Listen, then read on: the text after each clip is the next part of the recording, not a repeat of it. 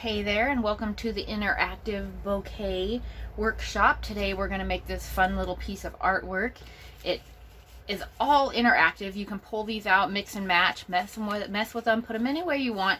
It's really kind of fun, and then you put it into a really nice frame at the end, and it's really beautiful and interactive for you. So we're going to set this aside and get started. First thing we're going to need are some supplies. We have a Fiskars paper trimmer, some regular scissors. You're going to want a pencil probably, some stamps. These are leaves and these are my flowers that I'm going to be using. Because they're clings, I need an acrylic block. And then I'm going to need a bunch of different kinds of paper. This really pretty pattern here is for my border that I'm going to create. And then I have pink and green for my flowers and my leaves. You can use multiple different colors for your flowers, multiple different colors for your leaves. It's up to you. This one here is going to be for the background for my vase. It is actually a yellow. I don't know if you can see that on the camera, but it's like a really, almost like a browny yellow kind of color. And then this here is a pattern that's going to be used for my vase. Last thing you're going to want paper-wise is a background. This one's going to go in the back of my main piece so that it's going to act like an actual background. And then you are going to want some just paper glue, all-purpose glue. These here are paint markers and some adhesive dots. Alright, so let's go ahead and jump right in and get started. First thing that we're going to want to do, this is just a standard piece of paper. I'm going to cut it down to an 8 by 10 instead of an 8.5 by 11. That way it fits into an actual standard frame. If you've ever done any kind of framing, you know for a fact that it's really hard to find really weird sizes, and an 8.5 by 11, though you can find some, is not a standard size, so it's a little more complicated to find them. So I'm just going to go with the standard 8 by 10. So what I'm doing is I'm using my paper trimmer, and I went to 10 inches, put my paper here, put this down, this is the blade, and I just ran it back and forth so that it actually cut. I did the same thing on this one, found my 8 inch and cut it down here. For anyone who's never used a paper trimmer, that's a really easy way to do it. So now I have my background piece. The next thing I'm going to do is I'm going to create my frame basically the same way.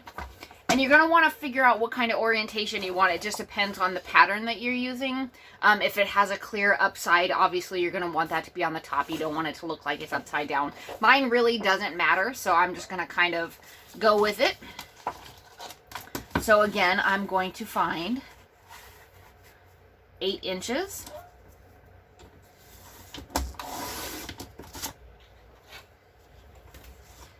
And then I'm going to find 10 inches right here. And I'm just going to cut it. Okay, so to make my frame, this is a little more complicated, so just bear with me. What you're going to do to make your frame is you're actually going to make a 1-inch frame. So you want to put your line on this 1-inch mark right here. And then what you want to do is you want to put your blade even with the 1-inch mark over here as well. So basically you're leaving this whole 1 inch up here on the top uncut. That's how you're going to make your frame. So you're going to slide it all the way down to 9 inches instead of 10, and that'll leave that last inch. Okay, flip it over, do the exact same thing on the other side. So I'm going to start with 9 inches. I'm going to go up to the 1-inch mark. Okay. And next thing I'm going to do is I'm going to put it back on my 1 inch on the two sides.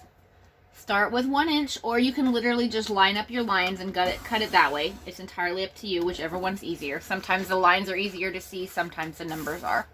Okay. And then we are going to cut out those last two sides. Now, if you've done it correctly, now you have your frame. Nice, easy, simple frame there. Okay. All right, so now these two pieces, the background and the frame, should match. They should be exactly the same size if you cut them correctly. So what we're going to do is we're just going to go ahead and just glue this on here real quick. So I'm going to flip it over. And I'm just going to use some paper glue on here. This is an all-purpose glue. Make sure that whatever you're using is not super wet, because it'll make your paper bow and be all weird, and you don't really want that. So just keep it nice and, you know, pasty. You don't want anything that's really super wet on here. You can even use a tape runner if you'd rather. Okay, so I'm going to take this back, and I'm just going to glue it right on there. And I'm just matching up my sides.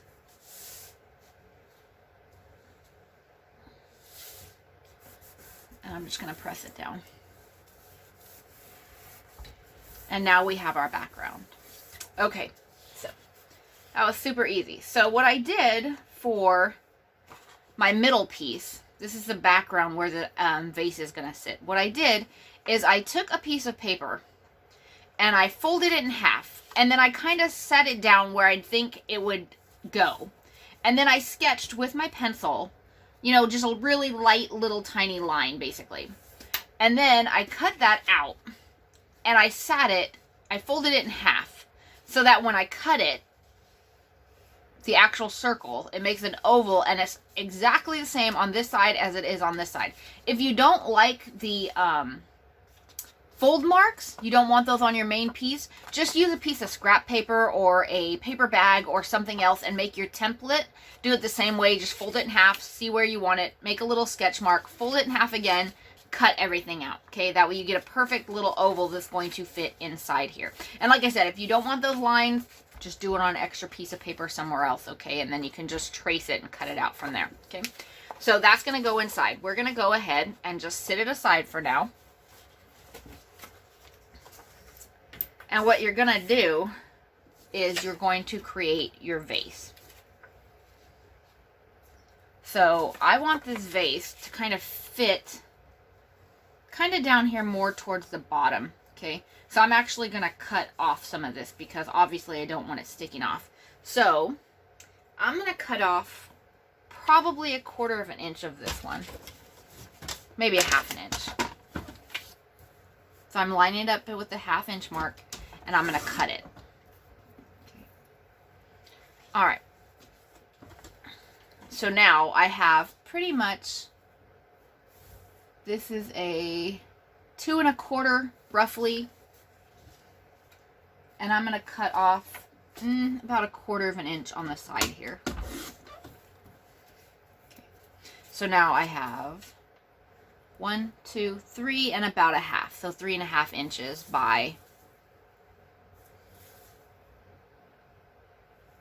2 1/4. Okay.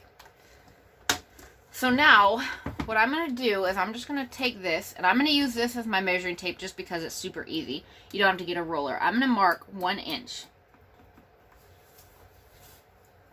on both sides.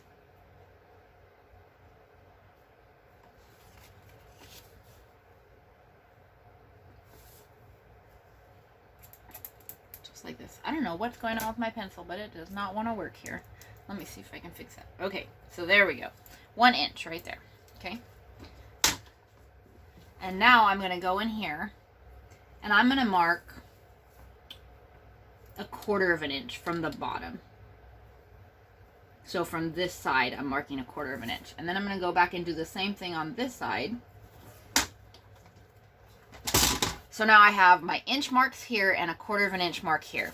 I'm just going to use a piece of my paper and I'm going to draw a line. Actually, you know what? I'm going to go ahead and change that a little tiny bit. I'm going to make it 1/2 inch. So there's 1/2.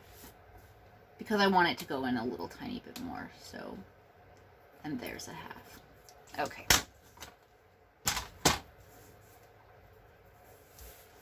So I'm just going to go in here. And I'm going to leave this one about 1/8 of an inch. If you want to measure that, go ahead and measure that as well. I'm just going to kind of rough it. So there's about 1/8 of an inch here down to my 1/2 inch mark. About 1/8 of an inch here down to my 1/2 inch mark. And then I'm just going to cut these.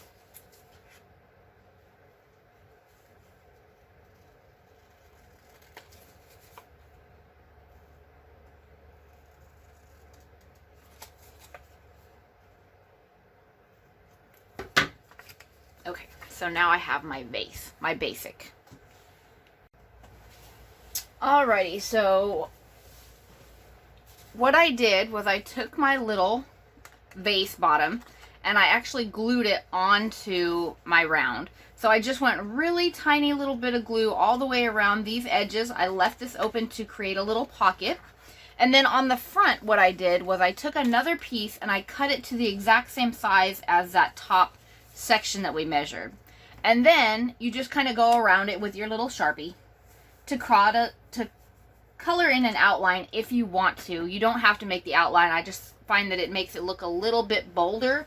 So I love that it looks like that. I want that little line in there to give it a little bit more distinction in 3-dimension. So again, just cut another little piece. Excuse me. The same size as this little section up here, the 1 inch, and then you're gonna just glue it over the top. And then once you're done with that, and you do all your Sharpie and your everything that you want to do for your outline, you're just gonna glue it on. Make sure that you leave it like a little tiny pocket though, because if you don't leave the pocket piece, you will not be able to actually put any flowers in it. Okay. So I'm gonna set this aside, and now that I have all these little tiny flowers already pre-done inside this, I'm not going to go ahead and make a ton more because I don't really need to. So what I'm going to do is I'm going to show you how I went about making these guys. And then you can go from there and make as many as you want and everything, okay? So I'm just going to make a couple of sample ones so you can see what we're doing. So you want to get your paper. This is going to be one of my flowers.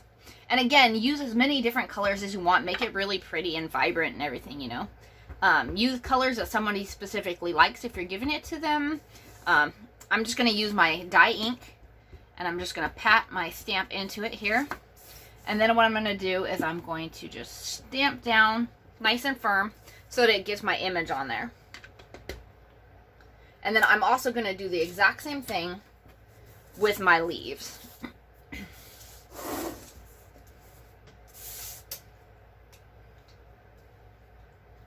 So if you have a vine stamp or something with a ton of different long leaves, like it makes one long big vine, that's kind of cool to use.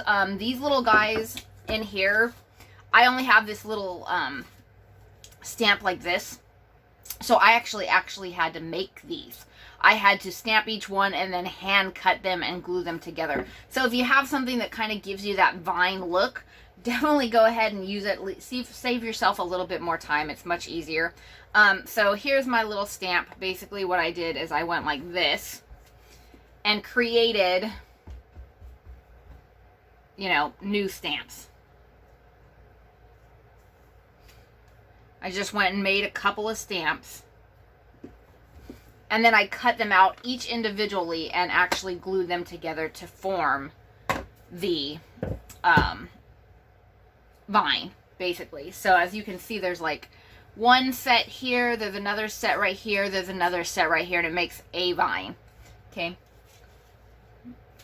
I didn't do any coloring or anything extra on these. If you want, you can actually watercolor them, you could color pencil them, you can do pretty much anything you want with your leaves. Give it a little bit of shadow, a little bit of pop if you want.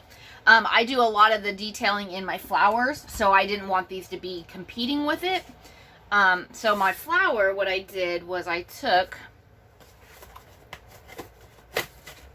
my paint pens, and the first thing that I did, because the stem is obviously the same color as a flower, so what I did was I just used a nice green, and I went in here and I colored it. If you happen to have stamp markers, which are really cool because basically you can just draw on your stamp whatever colors you want for the entire image, and then you stamp it and it's all in different colors for you, which is fantastic. But if you don't have that, I prefer to color in this instead of this because it's obviously less to color than this is. If you want to do it the other way, or you want to do it on white and you want to paint it or watercolor it or just pen the entire thing, that's entirely up to you. Do whatever you really like doing. I just happen to like this because it's just easier.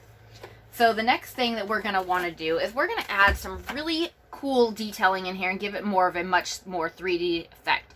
So this here is a magenta. I didn't want anything that was going to blend with the color I already had. I want it to really pop out. So I'm just going to go in here with the magenta, and I'm just going to kind of color in some spots on here. give it like a shadowy effect, basically, right? So I think I'm just going to go with those couple, maybe that little guy, couple little things. And then what I'm going to do is I'm going to take this, and I'm actually just going to draw some lines up the rest of these leaves.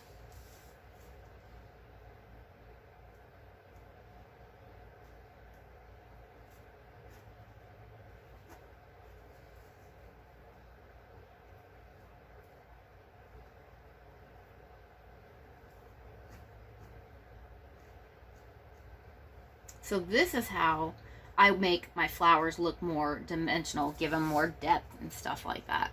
I just go in and I add some fine detailing to them. And you don't have to do a lot. You can do as much or as little as you want to. Again, if you want to color it or paint it, you're welcome to do that as well. This is just, I like using my paint pens. I actually love these paint pens, so I kind of like doing it like that. So that's how I did this. And then the next thing that you would do is once you're done doing all your flowers and all your leaves and everything, you're just going to go in here and you're going to cut them out. So you would just go through and you would actually just cut out your little flower, basically, right? And then you cut out all your leaves and make your vines if you're doing it that way, or cut out all your vines, whatever you're doing with it. And then you're going to get the chance to play with it. You take all your little flowers, you're going to take all your little leaves, and you're just going to arrange them however you feel like arranging them. You're just going to play with it. Have some fun. Put them in here. Put them behind some leaves. Put them in front of some leaves. Move them around if they don't look right. Just kind of play with it. And then, you know, from there, it's just fun because you put them into here, right? So what we're going to do is we're going to now attach this to the back. And I wanted to give it a little tiny bit of dimension because the frame that I'm going to put it in is not going to have glass on the front, because if you put glass on it, obviously it's not very interactive. So I'm going to take the glass off. So I want this to have a little bit of depth.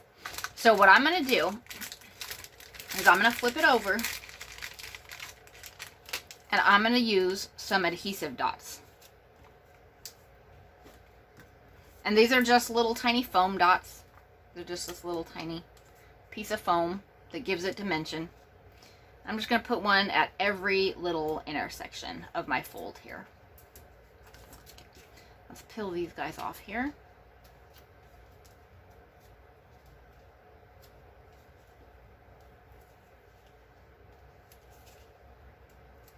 Alrighty. Flipping back over. Kind of make sure it's centered. Push down all those little dots.